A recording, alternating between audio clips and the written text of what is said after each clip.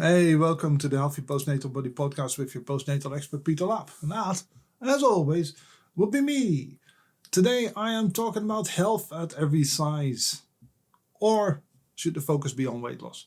And what does the science really say? Of course, this is all in the aftermath of last week's episode. This is going to be great fun. I'm looking at a study. It's what I'll spend the whole podcast doing. I'm looking at a paper that was emailed to me last week by someone who was polite and who said, have a look at this. So I did. And here's what I came up with. Right? It'll be great fun. I promise. Here we go.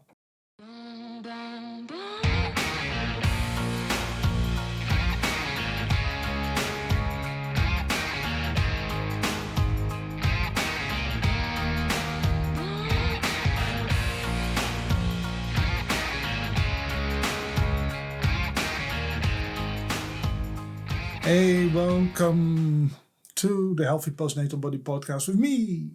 It's just, again, little old me this week. I had some interviews planned, but they didn't pan out and they're not ready yet and all that sort of stuff. So you'll just have to listen to my dulcet tones again. I'm just joined by Peggy, who you'll know is one of my god puppies, and little Kitty. Everybody else is out and about and roaming through the house and all that sort of stuff. This is a podcast for the 6th of Feb. By the way, and it's going to be a heavy one. It won't really be. It'll be a sciencey one. Let me put it that way. So obviously last week we had my top 3 worst people in the health and fitness industry or in the health industry, and some people, when I dared suggest that Dr. Larmy, the fat doctor, was in my top 3 with Dr. Michael Mosley, aka 800 calorie guy, that I was outrageous and fat phobic and disgraceful and all that sort of stuff for even just using their image. Not a word was said about my criticism of Dr. Larmy. Not a single word was said about the content. The accusation was more that you cannot criticize people that are part of that movement. And that's interesting, right? It's very, of course, Dr. Larmy herself sent many people to the way of my social media. Almost like, Trump telling people, don't go to the Capitol building, please go home. Right? And it's interesting, the cult of personality when it comes to people who are self-proclaimed leaders or advocates of a certain movement gets very interesting, because it means that you cannot criticize the person anymore without them feeling it's an attack on the movement. And it made it very clear that it wasn't. And I hope last week's podcast made it clear that I wasn't criticizing the movement at all. I was criticizing some of the statements this particular person made. Anyways, I had loads of angry messages in public. And I had quite a few emails. I always get angry emails. But usually from personal trainers and coaches and all that sort of stuff. This time there were loads of emails, some very positive ones, including one from someone who was in the Health at Every Size camp. And they sent me a very interesting link to a paper by a couple of scientists that are advocates of the Health at Every Size approach. And the paper is called Weight Science, Evaluating the Evidence for a Paradigm Shift. So basically, it's an interesting bit of work. The authors basically make the case for a Health at Every Size approach when it comes to medicine. And it suggests moving away from a weight-centered approach, and it has a lot of references in it. So it looks and it reads like a well-written heavy paper. And I'm going to go over this. Apologies, I had to clear my throat. I'm going to go over this paper, and I'll do it without swearing this time. I promise. Someone got upset with my swearing last week, so I apologize for that. I'll keep it clean. I'll take you through the paper, including quite a few of the references. I'm not going to read the whole paper out. It's quite a lengthy one. Quite a few references. See what the authors, I think, missed, what the caveats are. Because I think a lot of people that come across papers like this just assume the things that other people tell you about these papers are genuinely true. And this is where Dr. Lamy and this is why Dr. Lamy made my top 3. Because the way she interprets, or she puts out, because she doesn't really interpret it this way, I'm sure she doesn't. I'm sure they don't. Sorry, apologies for using the wrong pronoun. I'm sure they don't really misinterpret the studies. I'm sure it's all relatively intentional. But the caveats that the scientists who wrote the paper put in are caveats that I think we should keep. And there's some fairly obvious ones. So anyways, I'll take you through all that. It'll be more fun than I just made it sound. And I think it's important for people who are thinking of losing weight, who are trying to lose weight, people who are looking at the health at every size movement, maybe who are not interested in weight loss at all, but are interested in more health improvement and all that sort of stuff. I think it's important that this is one of the defining papers on this stuff. It's an excellent, expertly written paper. But there are some things that you have to be aware of that are written in this paper, and some things that I think are missed a little bit, or where a caveat could have been added by the authors, even though admittedly that would have made the paper a lot longer and a lot more difficult. The paper is peer researched. It's peer researched by a colleague of one of the authors, and of course, you have to know that peer research doesn't necessarily mean that peers agree with the findings.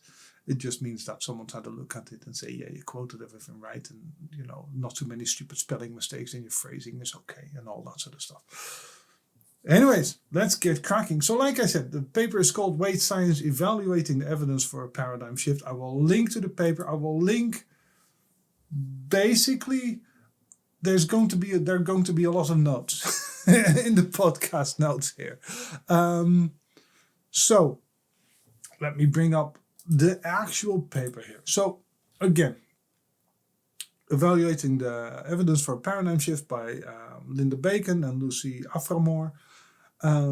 Like I said, there are tons of references linked to this. They've done really nice bit of work on this. It's a very popular paper as well. They're basically saying that concern regarding overweight and obesity is reflected in a diverse range of policy measures aimed at helping individuals reduce their body mass index. Despite attention from the Public Health Establishment, a private weight loss industry estimated at $58 billion annually in the UK, unprecedented levels of body, 58 billion in the US, unprecedented levels of body dissatisfaction and repeated attempts to lose weight. The majority of individuals are unable to maintain weight loss over the long term and do not achieve the putative benefits of improved morbidity and mortality. Concern has arisen that this weight-focused paradigm is not only ineffective at producing thinner, healthier bodies, but also damaging, contributing to food and body preoccupation, repeated cycles of weight loss and regain, and all that sort of stuff.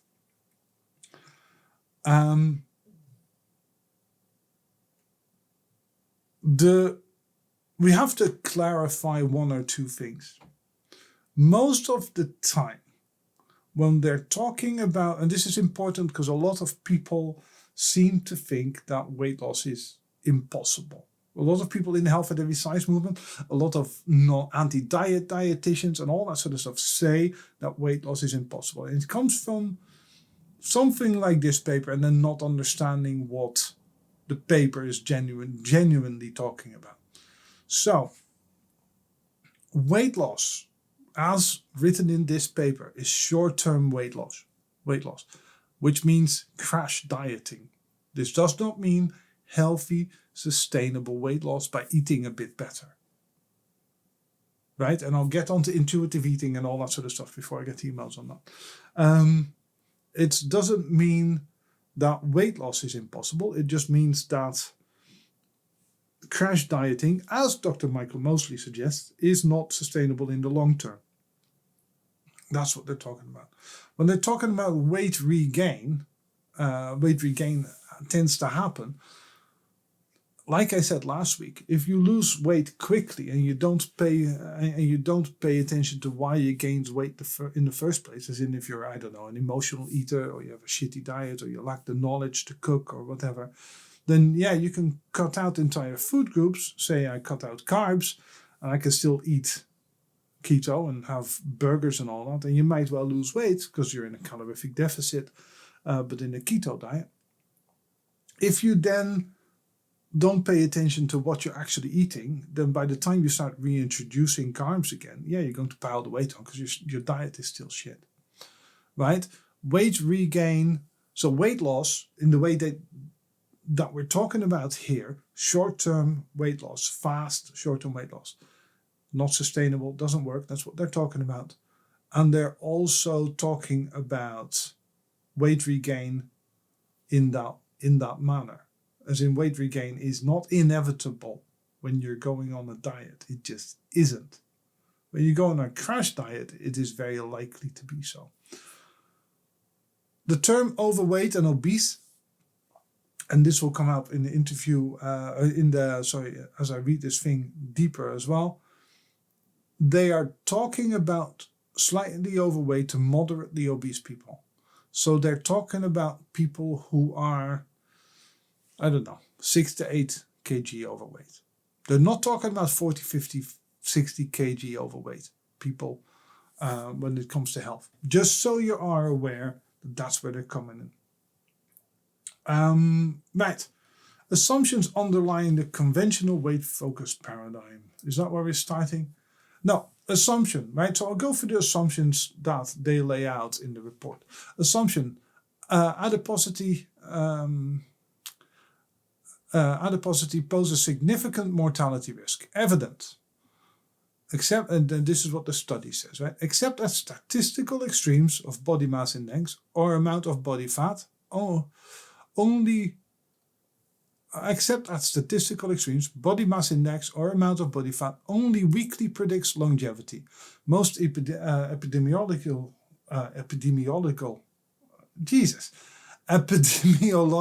studies find that people who are overweight or moderately obese live at least as long as normal weight people and often longer. I get told this a lot.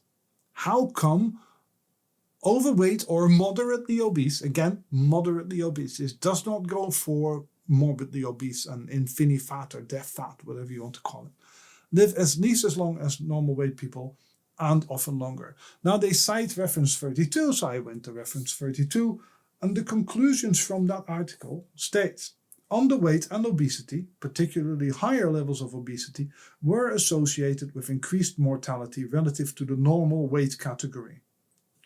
Right? So underweight and obesity, particularly higher levels of obesity, were associated with increased mortality relative to the normal weight category.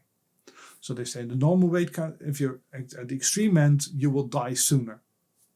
The impact of obesity on mortality, and this is important, may have decreased over time, perhaps because of improvements in public health and medical care. These findings are consistent with the increases in life expectancy in the United States and the declining mortality rates from ischemic heart disease. Now, what they're saying is basically, yeah, that doesn't mean you're healthier. It just means we keep you alive longer. Right? So they're saying whether you're underweight, we know being underweight is not good for you. So this is not a being fat or being skinny sort of thing. This is being healthy or being non-healthy, at a non-healthy and non-healthy weight. Underweight and obese, you're more likely to die earlier. And the reason, and this study says, moderately obese people live at least as long as normal weight people is likely to be because of improvements in public health and medical care. So they're managing to keep you alive longer. That doesn't mean you're healthier for longer. So that assumption that they pose, that statement that they make in support of the health at every size and ignoring size, over health, that say a body mass index or amount of body fat only weakly predicts longevity. Yeah, but that is because medicine works better now. Right, so that's the first important distinction to make. Further down in the article, when they're talking about weight cycling, morbidity risk, consider weight cycling as an example. This is still from the section assumption adiposity poses significant morbidity risk, right? Consider weight cycling as an example. Attempts to lose weight typically result in weight cycling, weight going back up again, and such attempts are more common amongst obese individuals. Well, yes, but that is just science, right? Of course, those attempts are more common in obese individuals. Straight-sized people, as it's called, don't try to lose weight as often as obese people are because they have less weight to lose from a health perspective. Weight cycling results in increased inflammation, which in turn is known to increase risk for many obesity-associated diseases. Well, that's an interesting one, right? The authors of that study, because that sentence doesn't sound right. Weight cycling results in increased inflammation, which in turn is known to increase risk for many obesity-associated diseases. So we agree that there are obesity-associated diseases, right? It's important to recognize that. There are obesity-associated diseases. When the fat doctor tells you there is no evidence for this, even the authors of this study agree that there is. Now, increased inflammation, we know inflammation is bad for us, right? But we also know that obesity by itself starts to cause more inflammation, especially in the joints and all that. Anyways, reference 63, which they list here. The study says, regarding increased inflammation, the authors of the study, they clearly say, obesity and physical inactivity contribute to the accumulation of systemic low-grade inflammation, which is involved in the pathophysiology of cardiovascular disease and type 2 diabetes. Weight loss achieved via an energy-restricted diet and/or exercise attenuates inflammation, reducing the risk of developing the aforementioned diseases. The study says weight loss achieved via an energy-restricted diet and/or exercise, so exactly the things that the authors are saying no to, will reduce the risk of developing those diseases.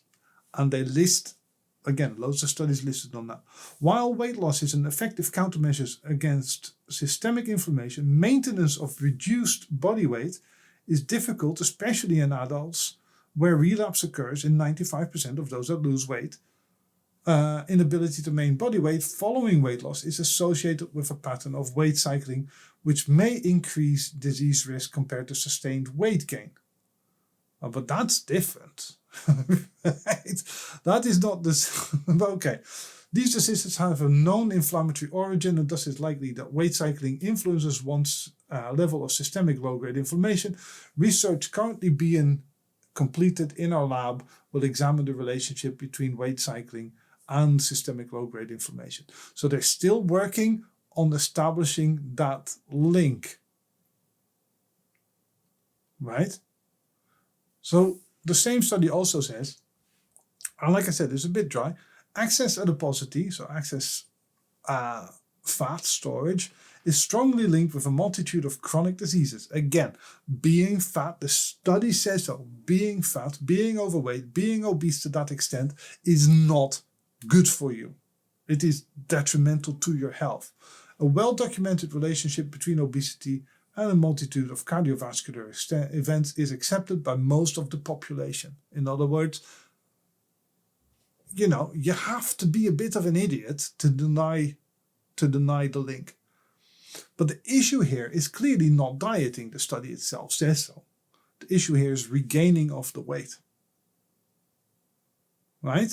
That's what we just read here. While weight loss is an effective countermeasure against systemic inflammation, Maintenance of reduced body weight is difficult, especially in adults, where relapse occurs in 95% of those that lose weight.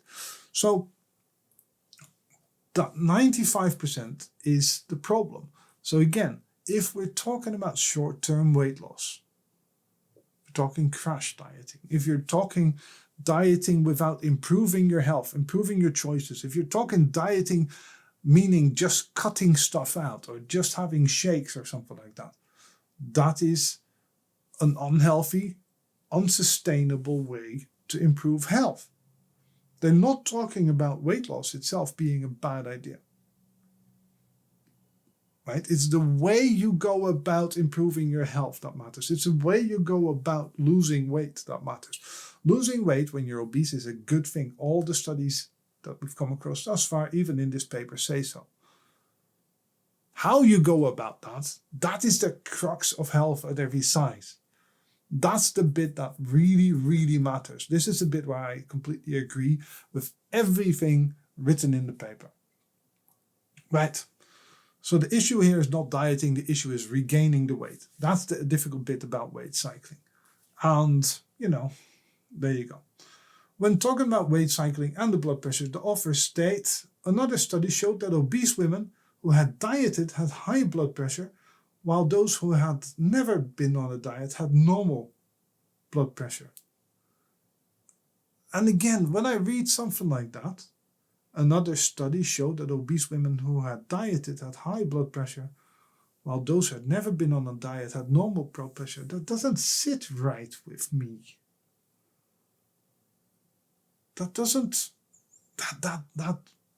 sits wrong. That doesn't read right. And when it doesn't read right, I start to question stuff, and then I start to click on the link.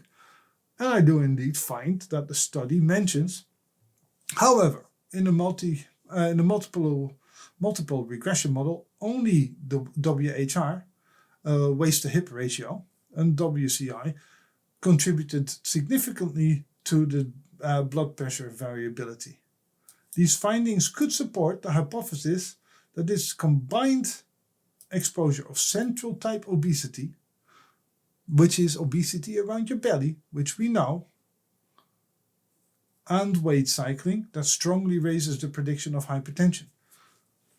But we already know that where you have fat really matters. When the fat doctor said fat is predominantly protective. Yeah, not on your belly, it's not. And that, funnily enough, is where a lot of people who are obese and morbidly obese store it. So the blood pressure indicator is much more to do with where people store fat than it is with regards to weight cycling. And even the study, of course, says, right, when the women who wrote this study said another study showed that obese women who had dieted had high blood pressure, the study itself said strongly raises the prediction of hypertension, of central type obesity and weight cycling, the combination thereof. You can't really leave out one part which is so important, and that's the central type obesity, right? In another line, they say another study conducted with obese individuals determined that weight cycling was strongly positively associated with incident hypertension. Reference 82. The quote, despite the clear overall effect of weight and long-term weight gain on risk of hypertension, less is known regarding the impact of short-term weight gain and loss and of weight cycling on developing hypertension. So they're not talking about steady weight loss or steady weight gain. They're talking about crash dieting. We have to be clear on this. Right? What they said in the study, we used a strict definition of weight cycling, applying the information we had on intentionality of short-term weight change. That's crash dieting they're talking about, not healthy, sustainable weight loss through healthy eating and exercise. And from the discussion part of the same study, in the present study, short-term weight changes were shown to have a substantial impact on the risk of hypertension amongst obese subjects, but not among non-obese subjects. So crash dieting for obese people is significantly worse than it is for overweight people. That's what that reads, right? So if you're 2-3 kilos overweight and you want to lose that by the end of the month, you can do that without running a risk of increased hypertension, right? If you're obese, then crash dieting, as I say, is not healthy. Now, again, we know this stuff. This is not really new to people who are at all familiar with the science. None of this means weight loss is a bad idea when you're obese. None of it does. It just means the way you go about it. And we'll get to that. And I promise you, you're going to like what I have to say at the end of that. Right.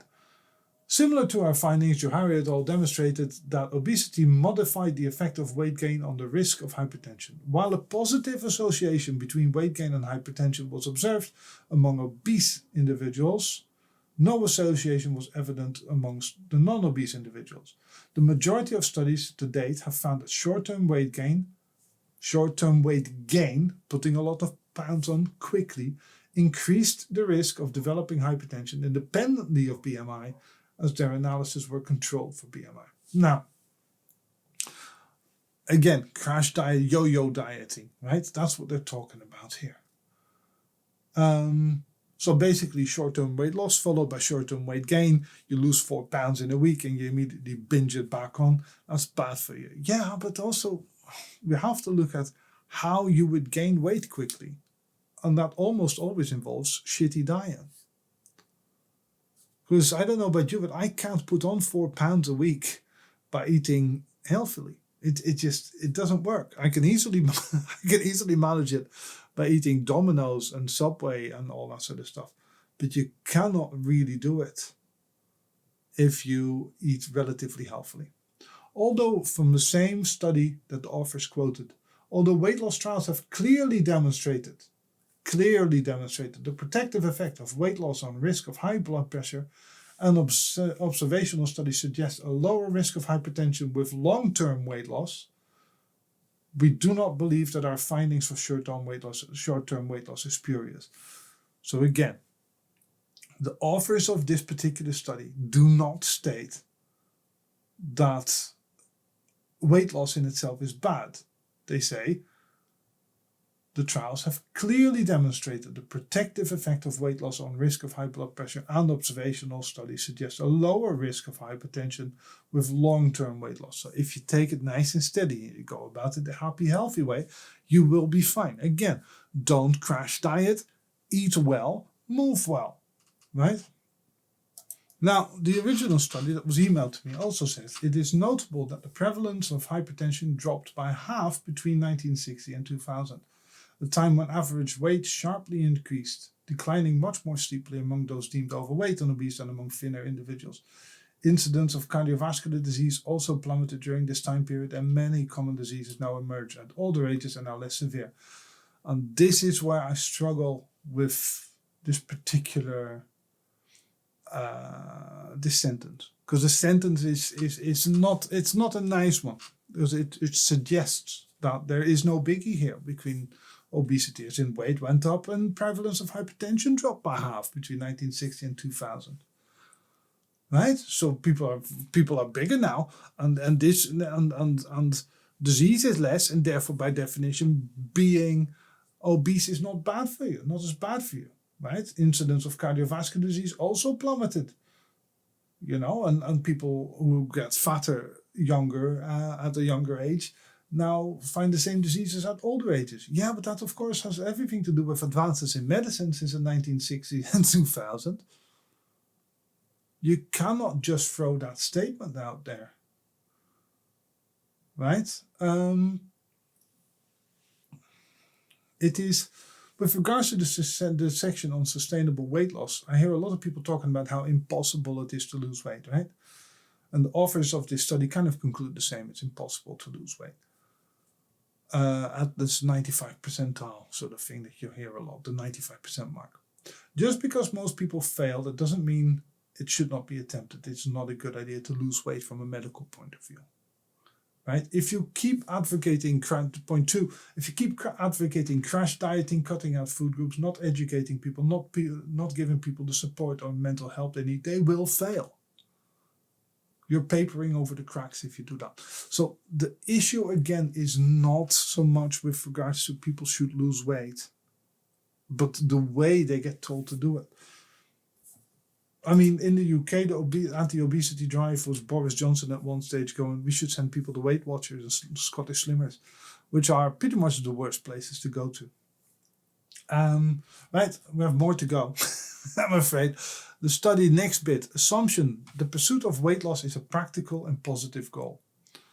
Now, as it says here, evidence, as discussed earlier, weight cycling is the most common result of engaging in conventional dieting practices and is known to increase morbidity and mortality risk. Okay. Research identifies many other contraindications to the pursuit of weight loss. For example, dieting is known to reduce bone mass, increasing the risk for osteoporosis. And again, I read that and I think, really? Really, is that really the way that goes? Dieting is known to reduce bone mass, increasing the risk for osteoporosis, because that's quite severe, right? So I click on the article, click on the link. Conclusions from the study of the reference. Obese, restrained eaters are at risk for low bone mass. Prior dieting may be responsible. Chronic dieters should be encouraged to decrease their dietary restraint, develop healthy eating habits, and increase physical activity. So again, we're talking about chronic dieters and chronic crash dieters here. The pursuit of weight loss is still a practical and positive goal if you go about it the right way. There's a difference. Crash dieting is bad. We know this. That's why it's called crash dieting and chronic dieting and all that sort of stuff. We know that's bad for you because you're cutting out entire food groups. I drink a glass of milk every day, right? And I drink the Graham's Gold Top milk. If I wanted to, I could easily drop my calorie intake by taking out the milk from my diet and just removing the milk from my diet. But that might mean that I lose other nutrients as well, including things that help my bone mass. Right, so cutting out all the milk is not necessarily a good idea for me. Cutting out a bit of the milk would help me drop the calorie intake and while still maintaining a decent level of calcium and vitamin intake. Do you know what I mean? One is the healthy approach, one is the unhealthy approach. Next bit, the assumption. The only way for overweight and obese people to improve health is to lose weight. And I emphasize that. The assumption, the only way for overweight and obese people to improve health is to lose weight. Now, no one in their right mind assumes that that is the only way. It just isn't. There isn't a single person that thinks that that is the only way for people to improve their health. Moving more, eating better, sleeping better, managing stress better. There isn't a single healthcare professional that says that the assumption is the only way for overweight people and obese people to improve their health is to lose weight. That's quite a sloppy sentence again. You just cannot throw that in there. From the same bit, supporting intuitive eating. Conventional recommendations view conscious effort to monitor and restrict food choices as a necessary aspect of eating for health or weight control. The underlying belief is that cognitive monitoring is essential for keeping appetite under control, and that without these injunctions, people would make nutritionally inadvisable choices, including eating to excess. The evidence, however, disputes the value of encouraging external regulation and restraint as a means for weight control. Several large-scale studies demonstrate that eating restraint is actually associated with weight gain over time. Again, that is because of the crash dieting element, right? In contrast, Healthy Post teaches people to rely on internal regulations, a process dubbed intuitive eating, which encourages them to increase awareness of their body's response to food and learn how to make food choices that reflect this body knowledge. Food is valued for nutritional, psychological, sensual, cultural, and other reasons. So we're still associating food and valuing it for nutritional reasons. You mean like, healthy qualities associated with the food. And then here's the kicker. with regards to this bit, there's considerable evidence that intuitive eating skills can be learned and that intuitive eating is associated with improved nutrient intake, eating healthier, reduced eating disorder symptomatology, yeah, that makes sense, and not with weight gain. Several studies have found intuitive eating to be associated with lower body mass. So intuitive eating will lead to weight loss / maintaining lower body mass. And you know why that is? That's because real intuitive eating focuses on eating whole foods and focuses on eating foods that make you feel nice. And though temporarily a Krispy Kreme donut might have you feel nice in the moment, as in, oh, mentally I'm having a nice donut, physically it makes you feel worse. Physically, it makes you feel worse to have an entire, have a Domino's pizza. Mentally, it might make you feel nice. But physically, even a slice of Domino's pizza makes you feel worse physically. For almost everybody. So people who really practice intuitive eating are okay with having, 2 or 3 Pringles. And then they leave it. No one finishes a can of Pringles. and can claim that they're still eating intuitively. People who crack intuitive eating, which is much more difficult than it sounds, who listen to their body, who keep, and I always recommend this, keep a food journal to just make you, in the early stages, to make yourself aware of how food makes you feel and all that sort of stuff. Yeah, of course they're going to be slimmer than you can't be morbidly obese and claim you're eating intuitively, unless you're finding that your weight is falling. It will always inevitably happen. Right? Improved nutrient intake, eat healthier. That's what, when they say there's considerable evidence that intuitive eating skills can be learned, well, yes, of course you can. You can learn anything. And that intuitive eating is associated with improved nutrient intake. Let me wind back to that first point a little bit. Intuitive eating skills can be learned. What that basically means is that you can learn what makes your body feel nice. But that means a level of awareness. Mindful eating is similar in the early stages, where you listen to how your body responds to food and to qualities of food. But you also have to learn to cook. Otherwise, intuitive eating won't do anything because you're not adding new foods, right? You have to change your habits. That is, you have to change your food habits. Food is valued for nutritional, psychological, sensual, cultural, and other reasons. I don't know what the cultural reasons in the West is for food, to be fair. But, bangers and mash, yeah, sure. Stovies at New Year's, yeah, sure, go for it. There's nothing wrong. Birthday cake, I suppose, is a cultural thing. On your birthday, you have a piece of cake. Yeah. But people who eat healthily, when we're talking healthy eating as personal trainers, as I've said before, many times before, I don't necessarily do a lot of weight loss with clients, but what I try to teach is healthy eating. Healthy eating for an obese person, heavier obese person. I'll give you the moderately obese bit. Healthier obese person or bigger obese person will always lead to weight loss. Because we're eating healthier. If you eat intuitively, you should be eating healthier. You cannot be constantly eating rubbish food and claim you're eating intuitively. You can have the occasional thing that isn't as healthy as others. Yeah, of course, but there's a reason why nutritional is first in the sentence. Food is valued for nutritional, psychological, sensual, cultural, and other reasons. Right? The nutritional bit is the important bit because that's what your body needs. That's what your body wants. I've said this before. You can walk into a supermarket and say, I really crave spinach or I really crave steak. And that's usually because you're at that stage, your body's going, I can do with an iron top-up. Not always, of course, but then buy the steak. Every now and again, I will. It also means that intuitive eating skills has to be learned. It also means kicking the habit of junk food. That's all I'm saying. Kicking the habit of high salt, high sugar stuff. Ignoring the bit of your body that says, I'm addicted to this, give me more. That has to be learned.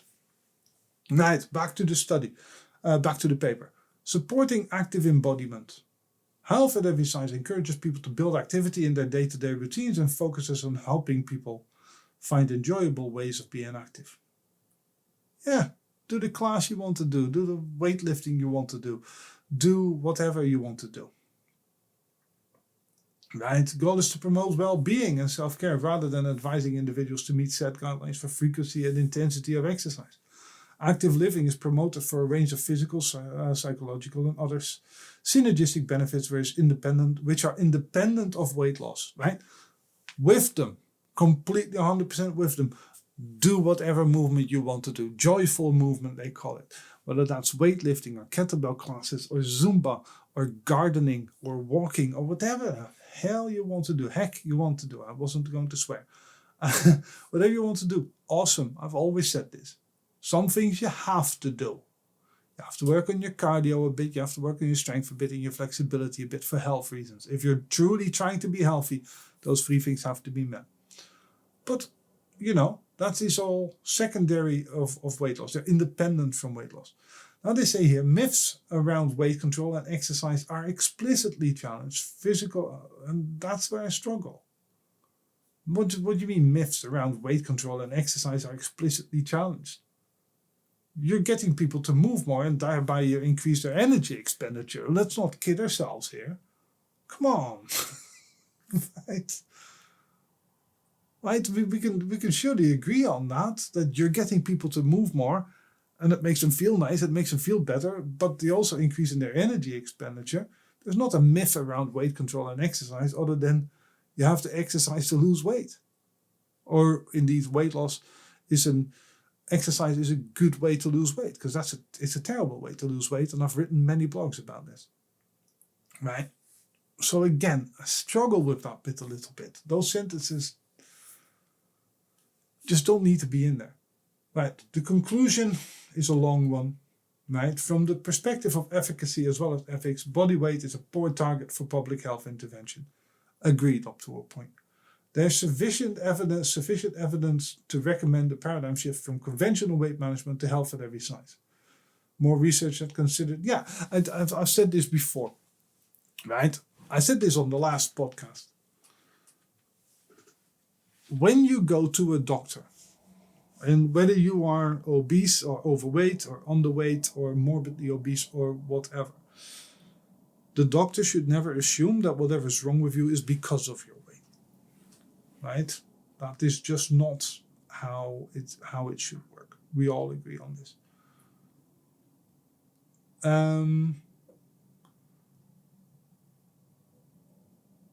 However, that doesn't mean weight loss is always a bad idea for people. And I don't think the authors of this are actually genuinely saying that. They should say, hey, if it turns out that your health issues are caused by your weight, then you should still accept that. Health at every size doesn't mean you can be healthy no matter what size you are. Health at every size means that we look at health first before, or should mean, or used to mean, we look at health before we look at everything else and immediately blame it on your weight. When we say, I have type 2 diabetes, it's because you're fat. Right? It doesn't need to be, like someone else likes to point out. Skinny people can get type 2 diabetes. You can be a bit overweight and have type 2 diabetes that is not necessarily caused by your weight. It will be caused by your diet, stress management, sleep management, all that sort of standard stuff that I talk about a lot, that I write about a lot. Right? Now, they propose following guidelines and all that sort of stuff. They say intervention should meet ethical standards. They should focus on health, not weight, and should be referred to as health promotion and not marketed as obesity prevention. Okay, I mean we're changing the name of the brand, but I get that a lot. It's difficult. It's the same. I had this chat with someone today. They said they don't call it anti-aging; they call it pro-youth, right? Because the anti is a negative thing. I get it. I'm on board with that sort of thing. Language matters. I've said this before. I've written about this before. Right? This is why I like to say that I'm the expert. I'm an expert in this sort of stuff. I've written these articles a long time ago. Intervention should seek to change major determinants of health that reside in inequitable social, economic, and environmental factors, including all forms of stigma and oppression. Yeah, it's difficult for your doctor to change economic factors and all that sort of stuff, but yeah, sure, why not? Right? And what we said, intervention should in this case, social, economic, environmental factors, that includes not knowing how to cook. If we can give morbidly obese people that don't know how to cook cooking classes, that will help them. If you give them counseling, that will help them, right? That's what it says here. Intervention should be constructed from a holistic perspective, where consideration is given to physical, emotional, social, occupational, intellectual, spiritual, and ecological aspects of health. This is the difference between a good healthcare professional and a shitty one. And for such a long time, I'm sure the fat doctor was a shitty healthcare professional. Because that's how her blog reads. How their blog reads. Sorry, again, I keep making that mistake. And I apologize. Because I don't edit this show, I'm not going to edit that out, right? I keep my mistakes in. It's the honest way to do it. Intervention should promote self-esteem, body satisfaction, and respect for body diversity. Of course, everybody looks different. And then there's a bit that I highlight. Interventions should accurately convey the limited impact that lifestyle behaviors have on overall health outcomes. No, no, that is not true. That is not true at all. Lifestyle behaviors have massive effects on overall health outcomes. Massive, huge, incredibly large. If you support intuitive eating, if you can get someone to eat intuitively, which is a lifestyle behavior, the health impact will be huge for someone who has a crappy diet. If someone who doesn't sleep, you can get them to sleep, that is huge. Managing stress, those things are central to even economic things are large, to some extent, are lifestyle behaviors, right? Lifestyle behaviors are key and all this sort of stuff. And then finally, intervention should focus only on modifiable behaviors where there's evidence that such modification will improve health. Weight is not a behavior and therefore not an appropriate target for behavior modification. Yeah, but weight loss is a consequence of the behavioral change. You said so yourself earlier on. You move more, you eat intuitively, and your study itself said several studies have found intuitive eating to be associated with lower body mass. And we know exercise helps with that. So what are you talking about? Come on. Again, my issue is not and has never been with the focus needing to be on health, because of course it does. But we have to recognize that behavioral changes matter, not crash dieting. And we have to move away from diet. Right, so a couple of things that I took from this. Excellent paper. There are 2 or 3 things I question and query, but that is how it's supposed to be, right? When you read a paper, you're supposed to question and query this stuff.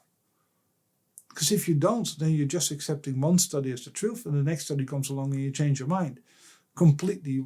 And they're 50 shades of grey, people. Right? It's not all black and white. The black and white approach doesn't work, and it doesn't work for anyone, especially in health. It's complex. Support intuitive eating. Yeah, sure. But that comes with steps. That means kicking the sugar habit, kicking the fat habit, kicking the salt habit. Helping people to learn how to cook, helping people to understand nutrition. That satiety theory that I was asked about as well. I don't have time to go back to that, but I mentioned that last week. I'll do next week's podcast on this. The satiety theory and all that. That sort of thing, you have to be aware of that. Otherwise, you cannot make the changes towards intuitive eating. If you don't know how to cook and then you need help with that. If you never sleep, you need help with that. If you find for some people, if they're on a night shift job and it's killing them, then helping them find a different job might well be the change that they need to improve their health. might not be possible to make all these changes, right? When it's very easy to say, oh, you should sleep better. But if you have a new baby, then it's going to be difficult. But we have to remember that this study clearly shows, or this paper clearly shows, that when they're talking about weight cycling, they're talking about short-term weight loss and weight gain. Crash dieting and crash gaining, so to speak, or rapid gaining. That is terrifically bad for you. We all know this. Dr. Michael Mosley, yeah, that's not the guy to follow. There was a reason he was my number one, and it wasn't because I needed cover to go after the fat doctor. Right? No, this is why I so dislike Michael Mosley and his stuff. It's unhealthy to eat that way. It's unhealthy to live that way. It gets you into a wedding dress, but after that you pile the weight back on. That is what crash diets are for. And for bodybuilders and all that. And even bodybuilders don't do it to that extent. Crash dieting and crash gain and fast gaining is bad for you. And secondly, it's important, being severely underweight and being anything more than moderately obese is still remarkably bad for you. That is what this article also says. You cannot be a 7XL and be healthy. You cannot say, oh, but I can run a marathon in 8 hours and therefore I am healthy. No.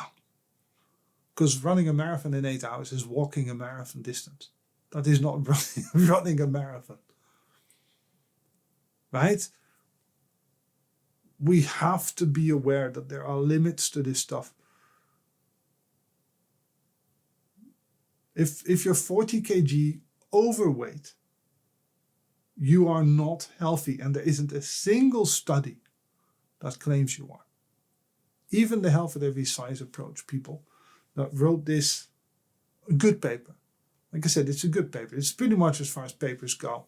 Yeah, I mean, it's bang on. And anyone who's ever read my blogs will know that I've taken this exact same approach for the past 10, 15 years. So, the interesting thing is that the fat doctor doesn't take this approach. Or at least not in their public statements. Right? That is the problem I have with that person. And my problem I have with a lot of people at the forefront of the Health at Every Size movement. They're ignoring what these studies really say. Right? That is the thing. What these papers really say. Anyways, I've been yakking for a long time now. So that is enough. This has been your podcast for the week, for the 6th of Feb.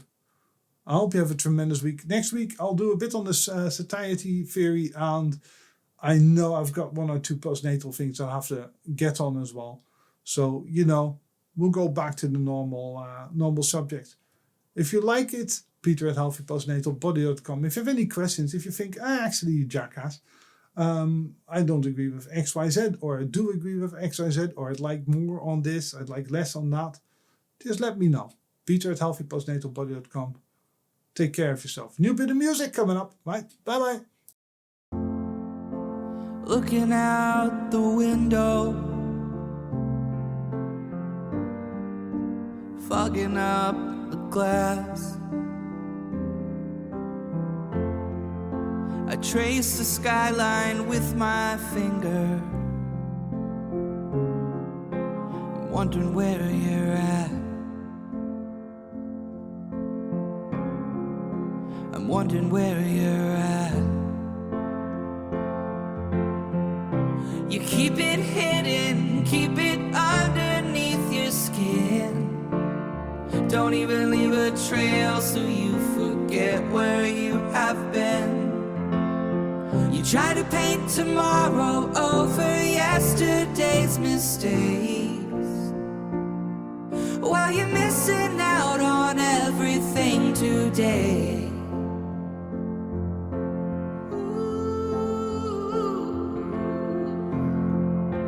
My, how the time goes by, and winter's almost here. And when the evenings make me shiver, I'm wondering if you're near.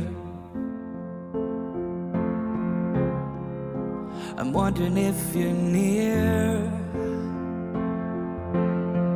But you keep it hidden, keep it underneath your skin. Don't even leave a trail so you forget where you have been. You try to paint tomorrow over yesterday's mistakes. Well, you're missing out on everything today.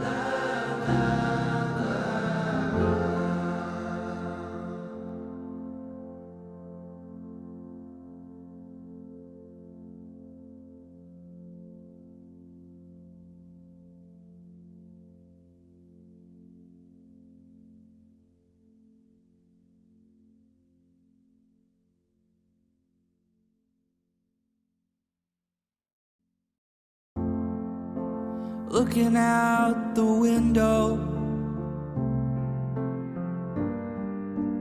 fogging up the glass. I trace the skyline with my finger. I'm wondering where you're at. I'm wondering where you're at. You keep it hidden, keep it underneath your skin. Don't even leave a trail so you forget where you have been.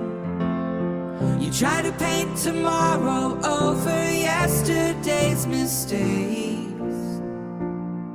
While you're missing out on everything today.